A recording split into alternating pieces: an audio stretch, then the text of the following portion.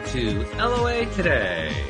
I'm Walt Thiessen. With me today, the Queen of eBay, Shelley Epperly. This is your Daily Dose of Happy. We are so happy you decided to join us today. We're also happy for another reason, because we may be actually tying a record twice in the same month here on LOA Today, because we've already welcomed from our listener audience Anne Marie Young, who's joined us on Mondays. Could it possibly be we have another listener joining us regularly on Tuesdays? We're about to find out. And I got to warn you that we have to do a little spoiler alert here. Be ready for energy to go through the roof. I'm just saying that could happen here very easily. So excited. Because Bridget D, who is a listener and has been a listener for some time, is so stoked right now that literally we could have electronics blowing out. So if the whole podcast goes away, you'll know what happened. Okay?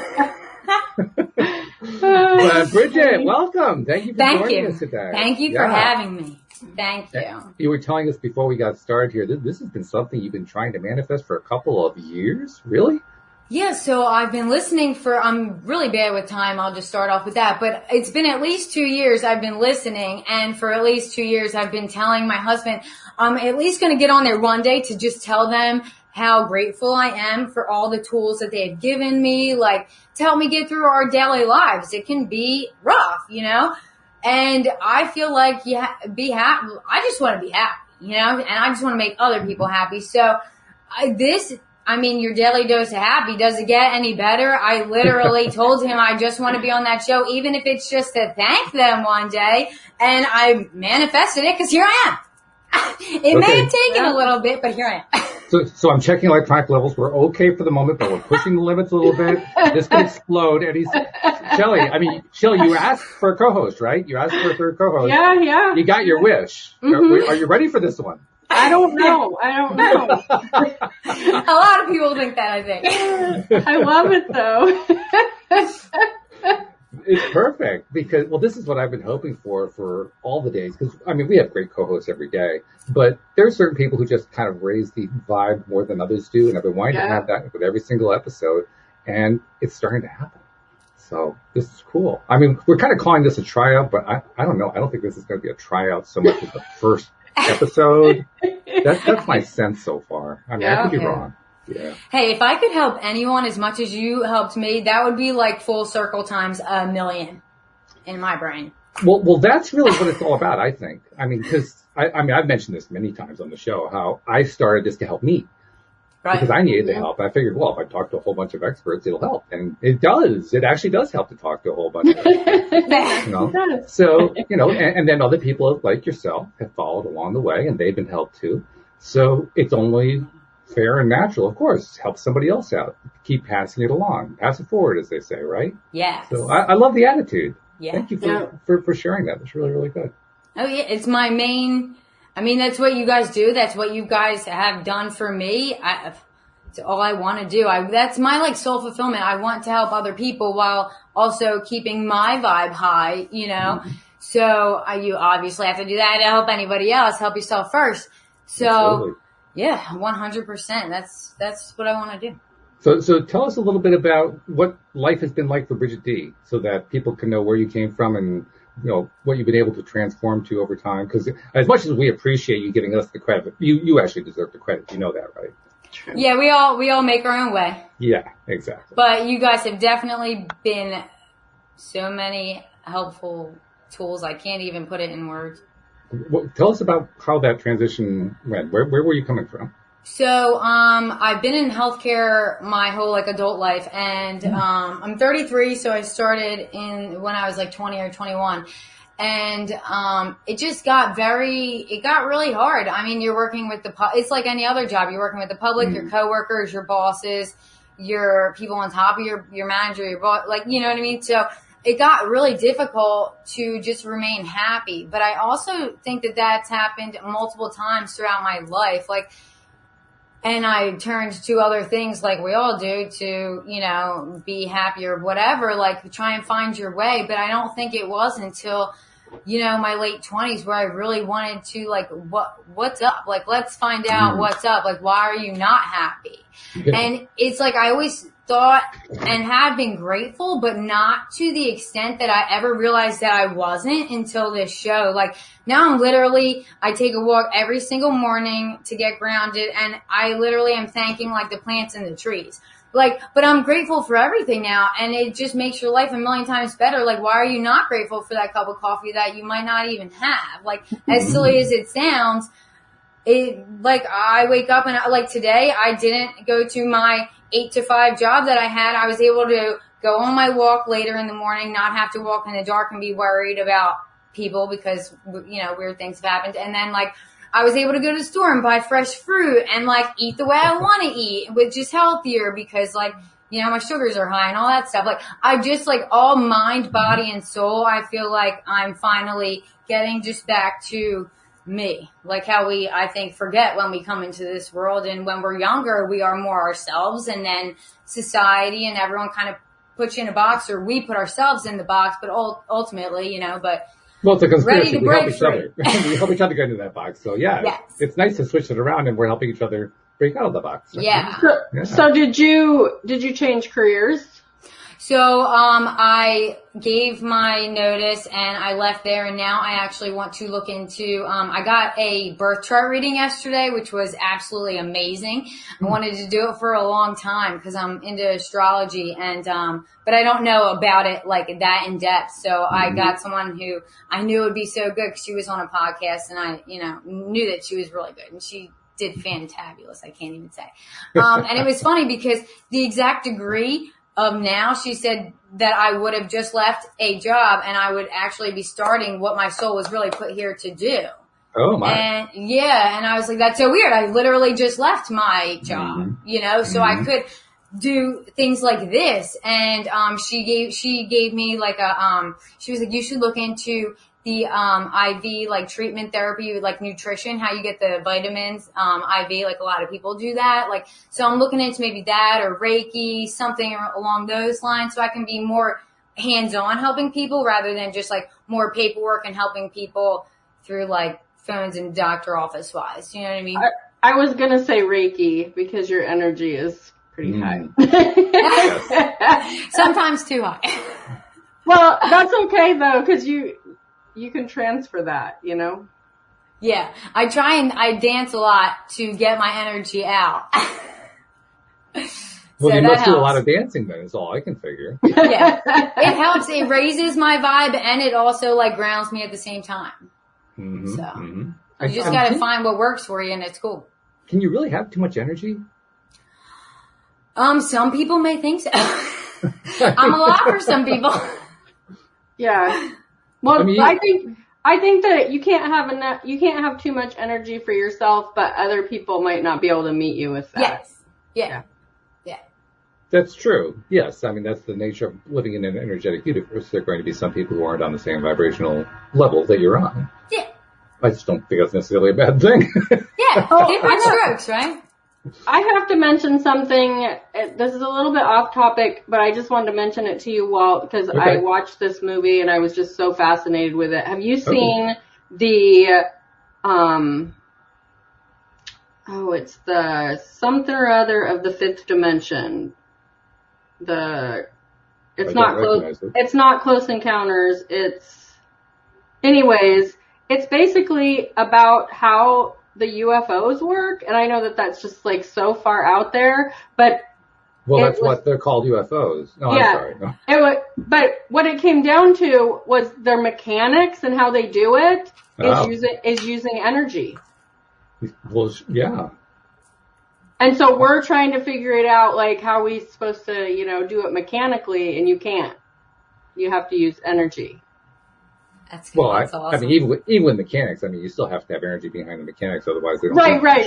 work. But you know what I'm saying? Like the logical, Yeah. like how are we going to build a time machine compared to Mhm. how do we just like be in one place and then an instant later be somewhere across the universe? Yeah, right. You're talking about the Star Trek transporter. Yes. Just step on Exactly. a pad and all of a sudden, you're across country or across galaxy. Either one. Mm-hmm. Which if you play with your background a little, you'll look like you're doing that. That's right. Yes, I do that every single show. I keep expecting to fall back into the galaxy. It hasn't happened yet. So, you never know. The day's young. Anyway, I just thought you should watch that because it kind of seems kind of weird because they talking about the government and the CIA and all that, but then they go into what like is really happening on an energetic level and how people are getting together and actually calling them in. And it's just, and not being afraid. It's nothing to be afraid of. And it's just a really interesting concept. But I just wanted to throw that out there, just speaking of high energy. Well, based on what you're talking about, that sounds like a nice take on what is often turned into like a horror story. Because there's a lot of people out there who dwell on the whole UFO thing. But it's usually along the lines of we're being invaded and, we have to basically fight to protect the Earth from invaders and so forth. And that's not necessarily the way it is. And it's like they're at such a high level, we have nothing that they want to do other than just to be like, oh, that's cool what they're, I feel like we're like animals in a zoo. Like, they're like, oh, look what they're still doing. Aren't they cute? They haven't figured it out yet.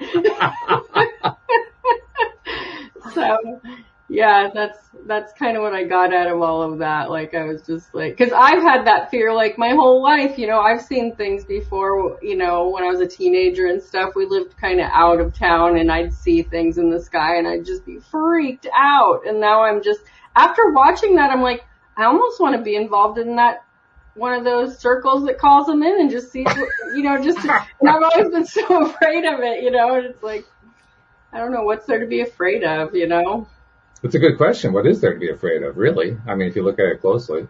Yeah. I mean, the worst thing that happens is you die. Yeah.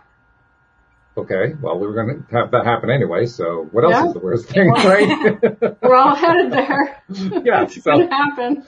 Tell me something I don't know. I mean, Walt's going to be here a little bit longer than the rest of us, I think. That's true. That is one of my goals, to just see how far I can push the envelope. And literally push the envelope by having the fun of it. That's, it works both ways, really. Yeah. Yeah. I don't know what's going to happen. I'm so sorry, Bridget. I feel like I just kind of. No. Don't be sorry. I'm into all that, so don't be sorry. That's the way this goes. I mean, and I can listen to you guys all day. That's what I do. This is what happens. We start on one topic, and all of a sudden we're in Alpha Centauri. Yeah. So and it somehow always ties in. You guys always somehow. Yeah. Well, you know what it is? It's because we're cognizant of what we originally started with. And it's like, okay, so it's almost like our subconscious minds are working on it. So how does this connect in? And then, we're fed a piece of information, something comes our way like, oh yeah, I just saw this. And by the way, that connects back to what we talked about. So true. That's the way it works. Yeah.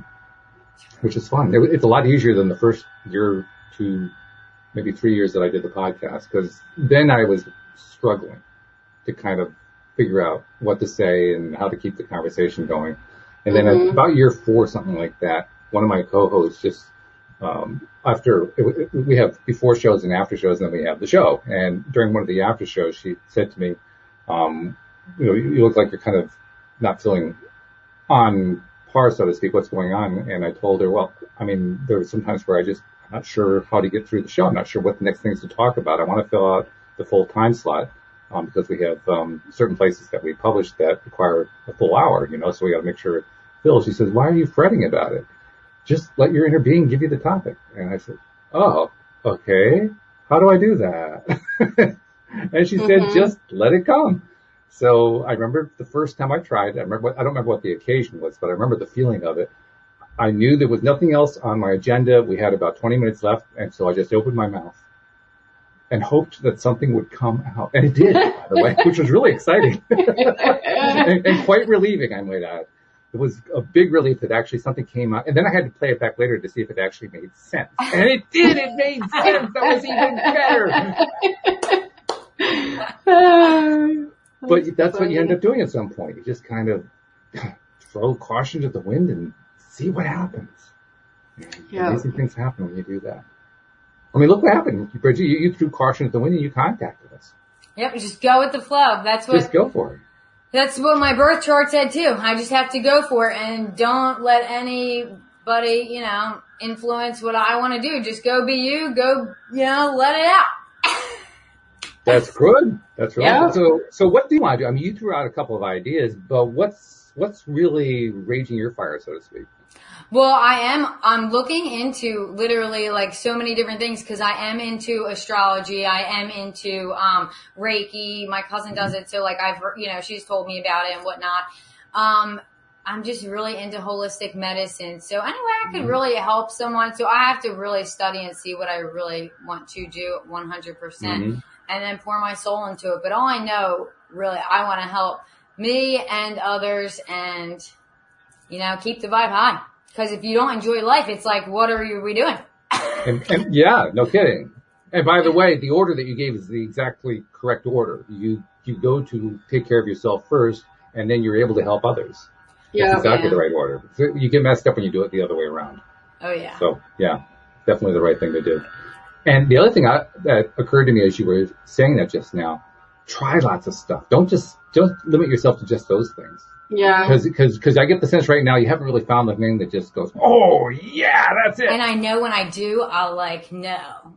Exactly. Yeah. Exactly. So just keep trying different things. And don't be afraid to do a couple things. Like, maybe not all at once, but to be like say you get into the Reiki and you're like, this is really cool. And then you're like, but I've always wanted to learn astrology. And then, I mean, you can do both of those things, Yeah. You can.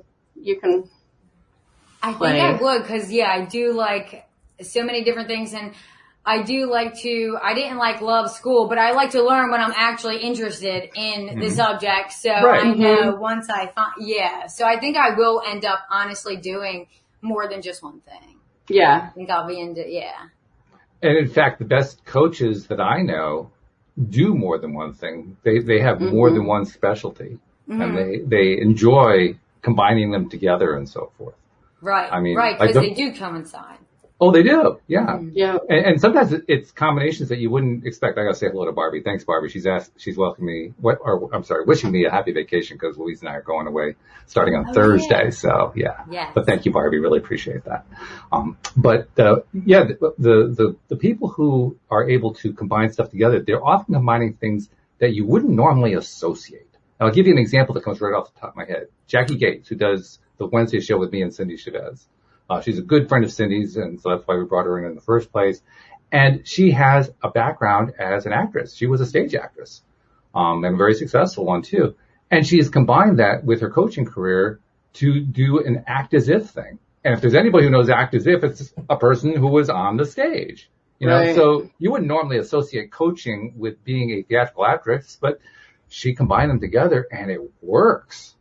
It really, really works. So I guess what I'm saying is don't think, astrology and Reiki, they're fairly close. I can try those two together. No, go far afield. You actually did just give the perfect example because I remember her saying that on your podcast and I didn't even think of that. And you're so right. Yeah. She's just, she completely took stuff from her background and applied it to the new thing that she was doing.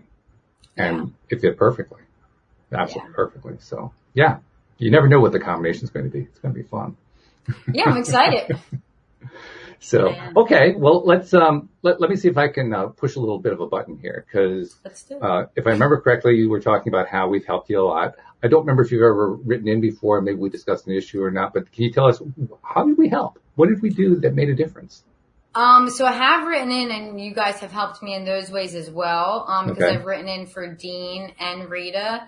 Okay. So you guys definitely helped me in those aspects, and they were dead on every time. I knew they would be, but they were so dead on. Yeah, they're really good. But you guys gave me the tools to start seeing what I could do to make myself be happier, even in that 9 to 5 that I was, like now. I didn't used to go on a walk every morning and ground myself. I didn't do any of that. I didn't wake up early like I should. I didn't, put healthier things in my body like I should have been. I do my affirmations. I know that doesn't work for everyone. I totally get that too, because at first I was struggling with it, but now I don't at all. And they do help me. I do my meditations, my prayer.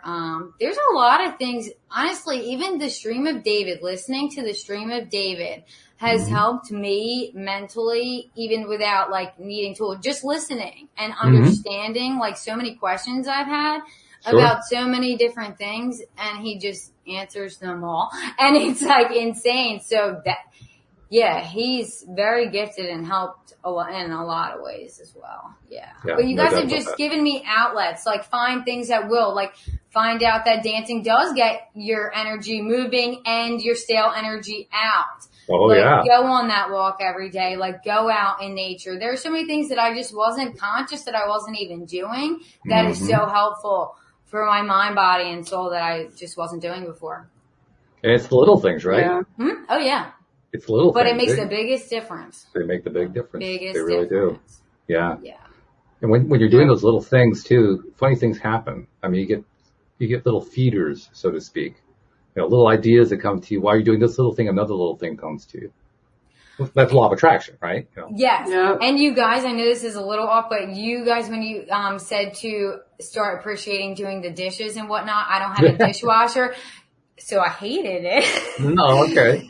Now, though, I would just put a podcast on and I totally enjoy it. Time goes by in 2 seconds. I'm like, how was that an hour of dishes? And how did LOA go by in an hour already? How did all this? That was great. Yeah. So it's funny that you say that too, because so today, I, as you know, I do the dishes often as a way to kind of calm myself and calm the thoughts down and so forth. And lately I've been just so busy with the business that Louise has been the one who's been doing the dishes. And today, this morning, I was dealing with stuff and I went into the kitchen to kind of take a quick break. And I reached for the dishes and she says, oh, that's okay. I'll do them. I said, no, I need to do the dishes. I need to like ground myself right now. And she says, no, I'll do them. No, it's okay. I'll do the dishes. We're practically fighting over who's going to do the dishes. That is hilarious because my husband's actually been doing them for like the past 2 weeks. And I'm like, oh, now I can start helping you do the dishes again because I'll be home. He's like, yeah. And I'm like, no, I will. Like, bro, I'm going to do them. Leave them there. I swear. I'm going to do them. I'm like, good. I'm good now. I won't bitch. Oh my God. You guys need to talk to my husband about fighting about doing the dishes. See if we can get him on board with it. Yes. Come to appreciate it. It reminds me of one of my earlier co-hosts from a few years back, Wendy Dillard, who was on for a few years there, a couple of years. And she is in her own words, she's semi-OCD. And one of her ways that she expresses it is when she's making dinner, she'll do the dishes while she's making the dinner. So that there's nothing left to do after she's done. And it actually drives her crazy when there's somebody else there who is participating in some way in the making of the dinner and they're not doing that. You just, oh no, you just upset my world if you aren't doing the dishes as you just use the pot for something, so you wash the pot right away. So apparently there are a lot of different ways that washing dishes helps people. Yeah, my husband will start doing that and I'm like, can we eat first? Yeah, right. You don't have to do that now, I swear. Can we not? I don't like cold food. Yeah, at least wait till you're done eating and then you can do them. And then there's the opposite end of the spectrum, like my wife, who basically throws dishes all over the place when she's cooking, and you know, it's like, you know, a catastrophe by the time we're done, but it makes for a nice dishwashing session the next morning, you know? Yeah. So it works out okay. Right. Yep.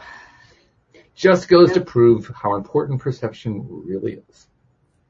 Well, that whole thing with the tax thing, I want to tell a little, or with, you know, appreciating chores or whatever. Okay. So a couple of years ago, we had put off doing our taxes for 3 years. Mm-hmm. Just being lazy, avoiding, however you want to say it. Mm-hmm. So we came into some money through an inheritance, and I'm like, we really need to do the taxes for those 3 years. Like, this is ridiculous. I mean, I have my own business, you know, like we need to do, you know, it's not like I'm making millions, but I'm making enough, you know, that we need to do taxes. So anyways, I'm fretting, you know, we take all our taxes to this new guy that was recommended by a couple of friends locally that have businesses and stuff. And I'm like, okay, we're going to go to this new guy. And so we went, and I'm just fretting over it. Like, how much money are we going to owe? Like, I know we got the money to pay it. It's not like, you know, I have a ballpark of what it's going to cost. And then we take him in there, we do it. And then I just start like backing up and going, wait a minute. I need to stop fretting about this money. Like, this money pays for the kids' schools. This money pays for our roads. This money pays for, you know, if there's an emergency, the fire department's going to show up at my house. Like, this pays for stuff. Like, I need to stop being anxious about it. I start appreciating it. So I started doing that. And at that time I was doing my daily Facebook videos. And so I was putting that out there. I'm so grateful for these taxes that we're going to have to pay for these 3 years that we've been neglecting it.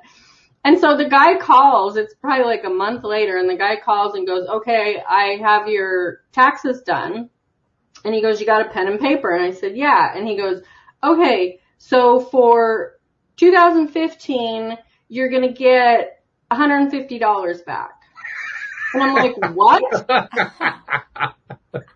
And then he goes, and for 2016, you're going to get like $72 back. And for 2017, you're going to get like $182 back. That's so funny. And I'm like, wait a minute, did you, like, I have a business. Like, you did all that, right? He goes, oh yeah, well, I did all that. And it's like, oh my God, we're going to use you forever. Right. But I was just like, to me, it was just like, when it happened, of course I was like, what? But then I was like, of course. Cause I got into a better mind frame with it. Like, I started appreciating it instead of stressing over it. Which, by the way, I'm very good at. I don't know if I've told you that before. I have a long history of stressing over taxes. Yeah. Like yeah, like decades of stress. And now, I mean, like, these last couple of years we've had to pay because our last child turned 18, so we can't claim him anymore. Not quite that. But yeah. Yes. Barbie wants to know, what's the CPA's contact information? That's funny. Yeah. Well, it was just because I don't think that we had been taking all the deductions, because he's like, well, of course we did like mileage and stuff, but then he's like, well, do you have an office in the house? I'm like, yeah. And he goes, and do you store your stuff in the house? Because I sell on, online, and I have like half of our garage is my inventory. And so he's like, we can take all of that, and we can take part of your utilities and part of your, internet. And I'm just like, rent, all that kind of stuff. Yeah. And so it was like, okay. And then with those child tax credits on top of that, we were able to, squeak under with just getting a few dollars here and there back instead of having to pay. Because in the past we'd had to pay, and it's like, I don't think that lady knew what she was doing, and she was always just kind of laughing at me like, oh, that's fun that you do this little business, and I'm just like, rude. And then we went to this other guy, and he was just like, oh yeah, this is all the stuff we need to do. And I'm like, okay. And then when he called, I was just like, what? So I got to ask you, since you didn't have to put money out, you were actually getting money back. Did you celebrate? How'd you celebrate? I think we went out to eat. Okay, that counts. Which is our way of, Hey, that's Louise's favorite. I don't care what it is you're celebrating. That's Louise's favorite way of celebrating. Go out to eat. Yeah. Okay, you too. Okay. Oh yeah. Yeah. It's the weekend. Let's celebrate and go out to eat. That's it doesn't have to be the weekend. It could be a Thursday. It could be Monday. It doesn't matter. Yeah. Tuesdays. Tuesdays, yeah. Taco Tuesday. Yeah. Actually, Tuesday's often a takeout night, so it's quite possible. You never know. Yeah. But, yeah. That celebration piece, though, is so important. It's just amazing what a difference it makes. And I can say that from the perspective of somebody who did not celebrate for many, many years. And once I finally started doing it grudgingly, because I thought it was really stupid, really dumb, but I did anyway, and started getting results, and I said, what? What's going on here? I need to do more of that.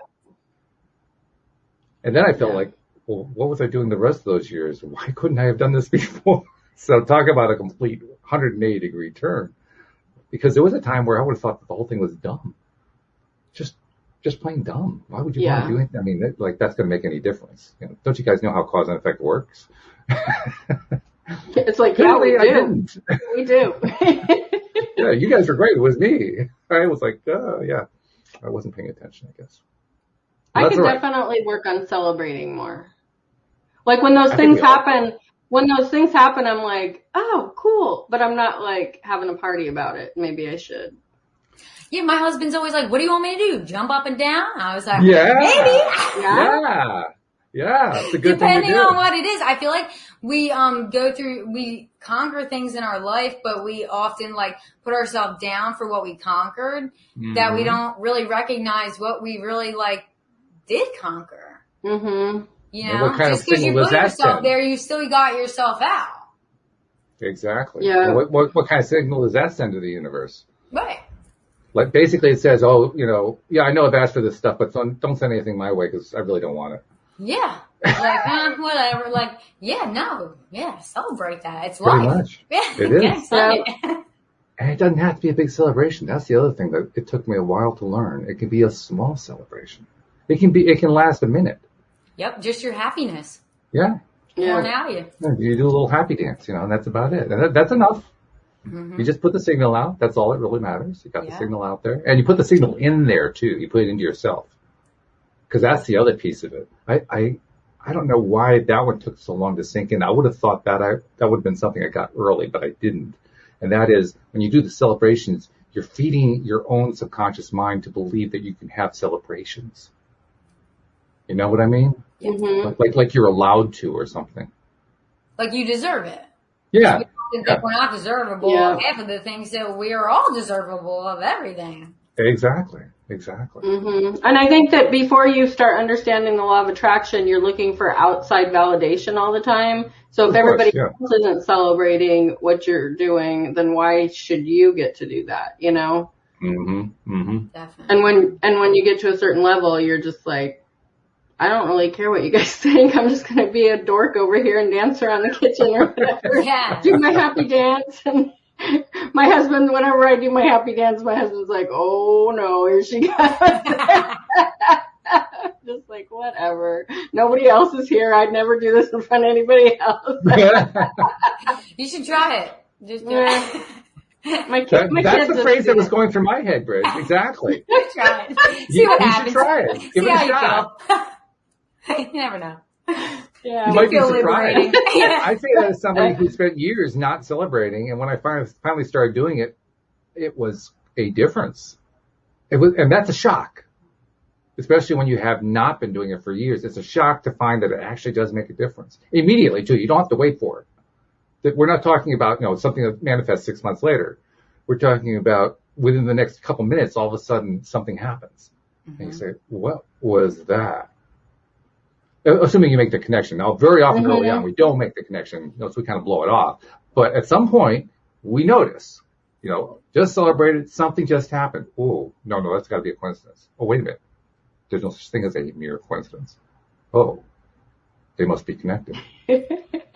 What the heck? They're connected? Nah, that can't be.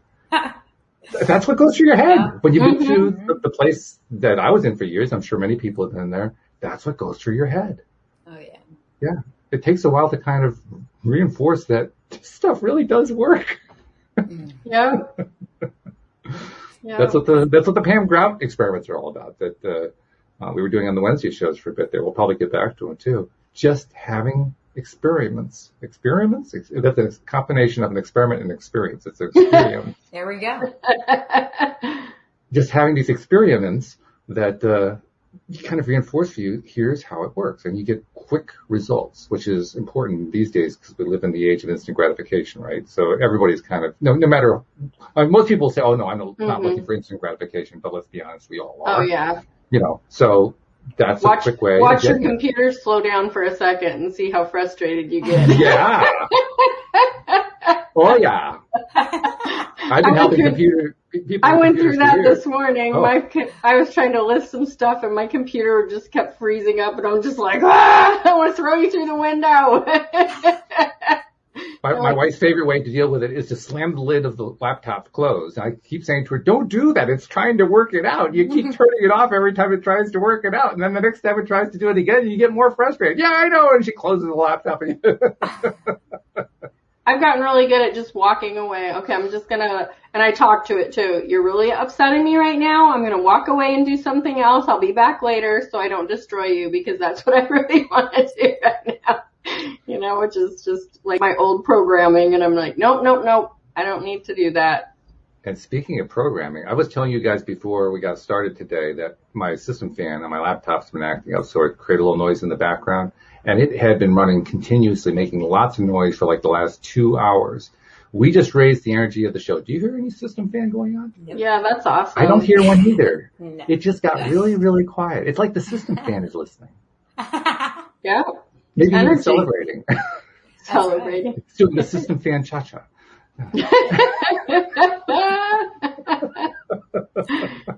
Could be. Just amazing, this stuff. So, well, let's go back a little bit more about some of Bridget D's background in life leading up to joining LOA today. Have you always been this high energy? Yes. Yeah, 100%. And then I think, my whole life, everyone, I feel like made me like calm it down until now. But if you asked anyone in my life, they would say, what? You are not calm. But to me, I am. But, now I'm just done caring and, yeah. So you're basically letting it out of the box now. Just letting loose. Yeah. I mean, I think that even if you think you don't care about like even what other people think or like anything, you ultimately do. Like even that, when the stream with his David Strickle's 5 things for the holiday, which really is really for every day, if you're honest, it's every True. day. His one, the being offended is always a choice, which is rooted in the judgment of like others on you. Like when he said that is not like until then did I even realize like, yeah, you definitely get offended. So you obviously do care what other people think. You know what I mean? Like when you think you don't think something and someone says it or words in a different way. And then you're like, oh, okay, I do have to work on that. But I like it because now I know what I need to work on. That's true. Yeah. And I'm actually liking another Ty saying that's very similar to what you just expressed there, which is what everybody else thinks of me is none of my business. And when I remind myself of that, because that's one of those things that kind of hit you between the eyes, like, oh, well, wait a minute, hold on. None of my business. I mean, that, hey, that hurts when that person did that. No, it's really none of my business. Okay. Yeah. Kind of have to go through a little bit of a thought process there, but it's an amazing thing when you can finally adopt that viewpoint. You start getting that perspective that the stream talks about, having that source energy perspective. Because now all of a sudden, none of it's terribly important. None of it's life or death. Well, I guess it's all life, really. But none of it's end of the lifetime, forever death. Let's put it that way. Well, it's true. Everyone can think their own way. So their opinion of you is none of your business because, hey, we can all think whatever way you want, to each their own, right? So which also means we don't have to react to it if we aren't thinking about it anymore. Yeah. Yeah. Yeah, the 4 agreements, it's don't take anything personal. Exactly. The same idea. Precisely the same idea. Yeah. And then when we get there, when we're actually able to pull off the miracle, so to speak, and not really care about what the other people are thinking, achieve that source energy viewpoint, God, life gets easier. So much more enjoyable. Yeah. Like a whole lot easier. Like what happened to all the stress? Where did it go? I miss it. No, not really. No, never. Walt, you're so funny. But it's true. I mean, seriously, aren't we usually in that habitual pattern of kind of expecting stress, and so we continue to get more stress and all that kind of thing, and then we finally find a way to break through with something like this, the idea that what somebody else thinks of me is none of my business. where'd it go? This thing I've been used to all these years is gone. It's almost like stress. Not really, but it's an energy shift and it's a perspective shift. And anytime that you shift like that, you're momentarily thrown off balance. And so you have to adjust and kind of sit with it, get used to it, take a breath. Okay, yeah, I like this. This feels better. But you have to go through that. Mm-hmm. That's my point. Yeah. You have to get past that little transition period. And the zoom out perspective, it's like, okay, none of this stress is really real. We all just put it on ourselves. Yeah. Mm-hmm. You know? And then it raises a very fascinating question. Well, if I'm not going to focus on all the stress, what am I going to focus on? What we want. Bah, bah, bah, bah. Well, I think it's about putting the work in, but it's about putting the work in the most enjoyable way for you. Mm. Like what you were talking about, Bridget, like you're taking a walk, you're doing meditating, you're doing affirmations, you're doing all these things, which for you works really well because you have high energy. So when you get done with one thing, you're like, okay, bring on the next thing. I need this, I need this to keep going. And for people that don't have such high energy, maybe it's just doing your affirmations twice a day or whatever it is. Some people affirmations just sound tedious. So don't do that. Do a guided meditation or go for a walk or go for a hike in the woods or, some people jog, some people go lift weights or whatever that meditative thing is for you. I think it's important for everybody out there to understand you don't have to be this constant, putting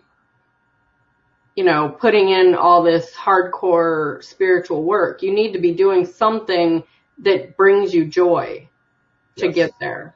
And for some of us, it's a lot of things. And for some of it's not so much. And I was having a really hard time this morning. I woke up about 4:20, which is like a normal time for me to wake up and get up in the morning, but I just wasn't ready. So I let the dog out and then told him we were going back to bed. So we did for a little while, but I didn't go back to sleep because I just found myself like fretting about the day and fretting about yesterday and just getting into that. I call it the monkey mind where it just starts winding in all this worry and crap and you're just like, ah. And so I just finally got up and went and made coffee and everything and got out one of my books and just started reading, getting in a better space. And I had, after my husband left for work and I told him, I'm just like, I think it's going to be one of those days where I just sit in front of the TV all day because I'm just so irritated right now. And he goes, oh, honey, you need to listen to some Abraham. You'll be fine. And I was already doing that. When he texted me, I was listening to Abraham while I was like getting ready for curling my hair and stuff. But one of the things that she said that really made sense to me as far as just like putting in the work, like if you're not going to worry, then you need to be positive. And so many people don't understand how to do that. So you have to find these ways to, change your mindset and change your programming and everything. And she said, it's like, I want to go from California to Arizona and I don't have any gas, so instead of putting gas in the car, I'm just going to walk.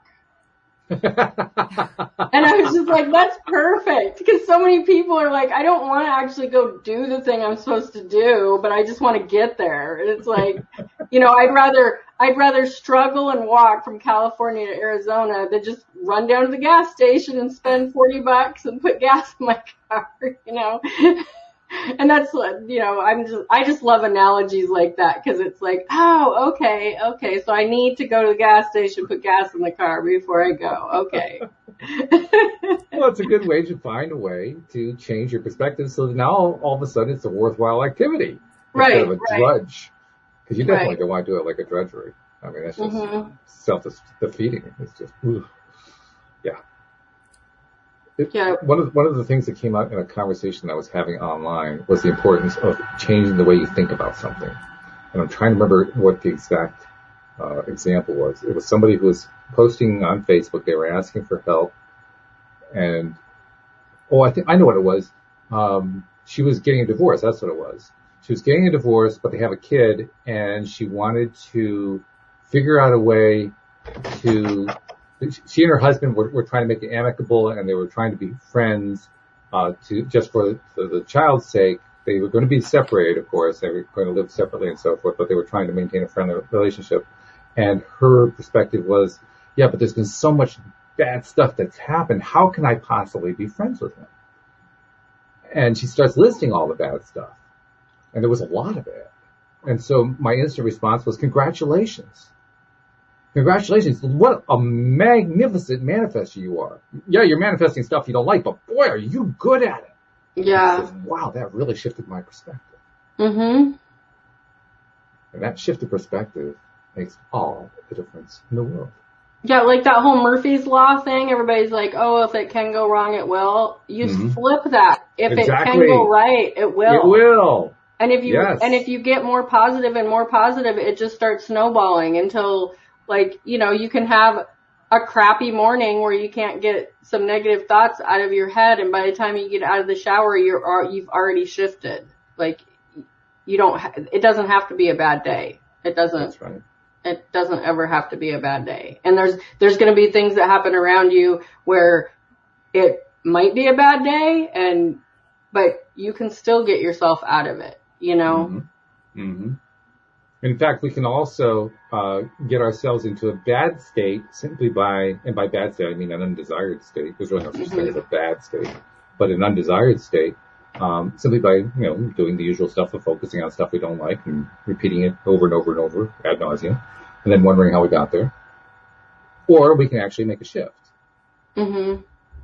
And that requires two things. First of all, it requires recognizing that you have to make a shift. That's a big one. Mm-hmm. I don't know about you ladies. Many times in my life, I didn't even know I had to make a shift. It wasn't until I actually noticed that, oh, yeah, this is a good time to make a shift. That's when I actually started getting breakthroughs. Not until then. So that to me is a big number one. And then the number two, of course, is once you have recognized that, okay, I got to make a shift, then how do you actually make a shift? And there are times where it's not so easy. Mm-hmm. So that's where the tools come in. And that's what you were referring to earlier, Shelley, about how you don't have to get locked into one particular thing, one particular activity. If you don't like that, I'm one who never really liked affirmations. I would do 5 affirmations and I'd fall asleep. So it just was not going to work for me. Mm-hmm. But they work great for other people. So you treat it like a smorgasbord. Which one do you want to take? Okay, you don't have to take the affirmations. You can go for the meditation. You don't like the meditation, you can do the walks. You can do the dishes. I mean, you do whichever one works for you. Right. Just put together your own toolkit. It doesn't have to be any particular toolkit. It can be your toolkit. Yeah. And if you do that often enough, you're going to end up being Jackie Gates combining acting with life coaching, because that's what happens when you put your toolkit together. So, yeah, and my toolkit is constantly shifting because I get bored easily. So you know, there's some mornings, like I was telling you a couple weeks ago how I'm reading like 4 books right now, and I just keep rotating them because I get so bored with just one book, and then I disappoint myself because I don't read the whole thing because I just toss it aside and move on. And so like the last like week or so, I have been like listening to meditations instead, or just writing some affirmations and stuff. So it's like, and then like today I went back to reading again, and it's just like, I'm just going to do what feels best. I used to always try to like put myself in a box and try to stay on task, you know, and it's like, you got to stay on task with what makes you happy, what feels good today, you know? Now, there is a flip side to this, and I'm realizing that it does exist because right now I'm, I'm in the middle of the Tire boot camp. I'm like 40% of the way through, and maybe not that, 30%. And one of the things I've been experiencing is they want you to do meditating every day. And I was never a meditator. I have become much more of a meditator doing this practice. So it's good. I mean, I'm gaining a great tool there. But lately my work, because I'm running Louise's gardening business, my work gets in the way. I mean, I wake up and, you know, at 6 o'clock, boom, I got to go out the door usually, make a delivery or, you know, get something to a crew member or something. So it's not like I can wake up and do a meditation, which is what you're supposed to do. They want you to meditate in the morning and in the evening. And I begin kind of frustrated about that. Well, you just pointed out something really important to me. I have no reason to get frustrated about that. It just means I need to kind of redirect my attention a little bit.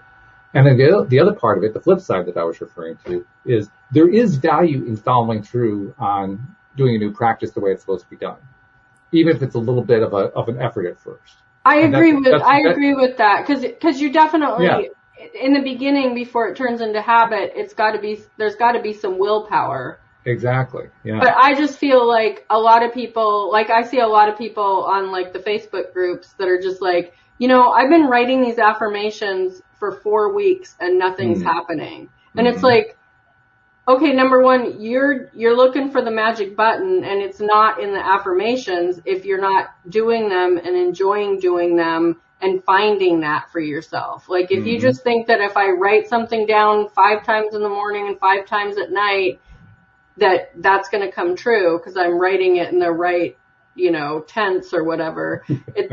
If you're not enjoying that, if you're not realizing what those tools are there for and how they work, then it's not going to work. And the whole word trying in anything with the law of attraction isn't going to work. Because if you're trying, you're really not feeling it anyway. That's why you're feeling like you have to try it. Because you're not feeling it. So the secret there is to find what's it going to take to feel it. And if it means shifting things around, then you shift things around. If it means doing it 5 times, you do it 5 times. But whatever it's going to take for you to get into the feeling mode, that's what's going to make the difference. That's why the person who wrote the affirmations for 4 weeks didn't get anywhere. They didn't feel it. Right. They were just going through the motions. That whole feeling thing, the whole feeling thing, the emotions behind it is just like so important, and so many people don't understand that you have to feel good. You have to feel better, period. Like that's the whole goal. And it's not about, I'm going to do this today so tomorrow is better. It's about feeling better right now. Like right this instant, in every moment, how can I feel good? How can I have fun? How can I make this as easy as possible and as fun as possible? So I can recall times on the podcast where we were talking about trust, and trust was a big deal for me. Well, sometimes it still is a big deal, but it was a really, really big deal for me back then, until after many, many episodes and outside conversations and so forth, it finally dawned on me that trust isn't a noun. It's a feeling. It isn't an adjective. It isn't an action. It isn't, it's a feeling. And when you actually are feeling the trust, it doesn't even matter how you got there. That's all there is to trusting. You don't even have to completely believe it. You just have to feel the trust, which is really odd. Because that's not what I would have thought that trust was about. I thought you had I have to completely trust. But I don't always completely trust. But can I feel the trust? That I can do. Even if I'm not totally there, at least I can feel it. Sometimes, anyway. Do you feel like trust and faith are the same thing? A lot of people do. I'm not sure what I think about that. What do you think, Bridget? Are they the same? I feel like you could trust someone or something, but I feel like I feel like they're similar, but a different entity, kind of. I don't know how to explain it, but I do think faith is a little different. I know for myself. If you have like faith in someone, I feel like it's different than like the trust you already have.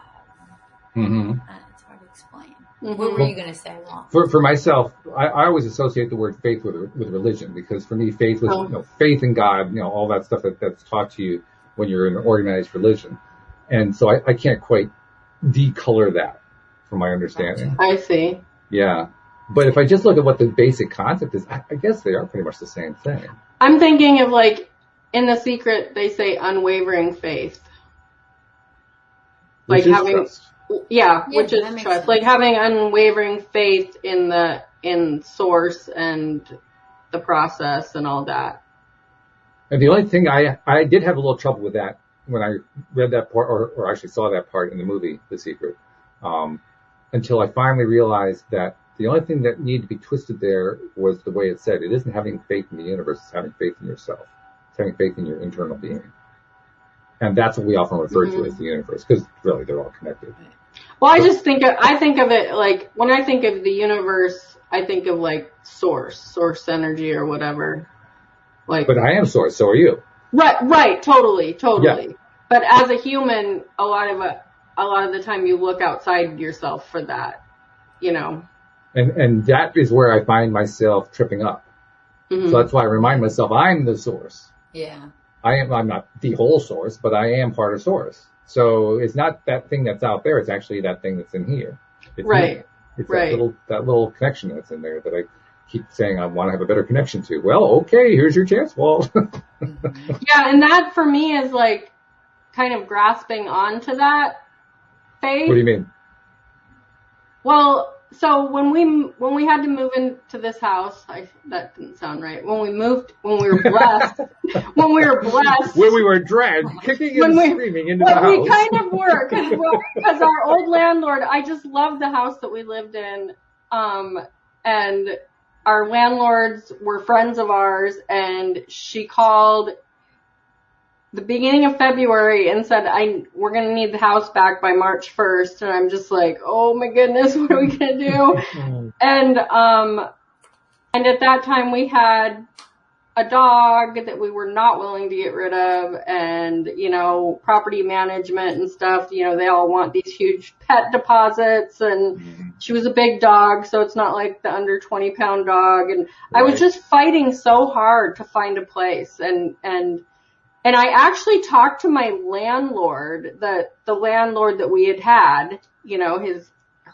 the wife called me, but then I called them because I'm just like, it was like 2 weeks away, and I'm like, we haven't found anything. Like, I know you guys have relatives here. I just want to make sure that you're not going to like kick us out on the street if we can't find anything, you know, when you guys move back. And he goes, oh no, we would never do that. And he said, Shelley, it sounds like this whole thing's been such a struggle for you.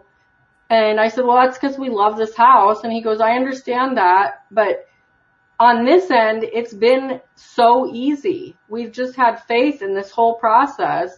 And like, we needed to sell a car, and it immediately sold, and there was no issues, and we had to sell a boat, and it sold to these great people. And, you know, they needed to find another renter, and they found, you know, it was just like this snowball effect of all these great things. And he goes, that's what you need to do. And I'm like, you know what? You're right. Like, I'm totally going the wrong direction in this. And so I went to bed that night, and I was just like, the perfect house, the perfect landlord, the perfect situation. It's out there. And we were going to look at some apartments, because that's where we were. We were like, we're going to try to find an apartment, which is not what we wanted. But we were going to do some driving around and go to some open houses. And we passed this street that this house is on, and there was a little for rent sign just stuck in the dirt on the corner. And we turned the corner. The landlord was standing in the driveway. I said, can we look at the house? And he said, you sure can. We went in. We filled out an application. He didn't charge an application fee. He goes, there's one person ahead of you that I have to consider because of the laws and everything, but I can't verify his job, his income, but I still have to try to do that. And I said, okay. And I said, oh, by the way, we have a dog. And he goes, yeah, most families do. It's no big deal.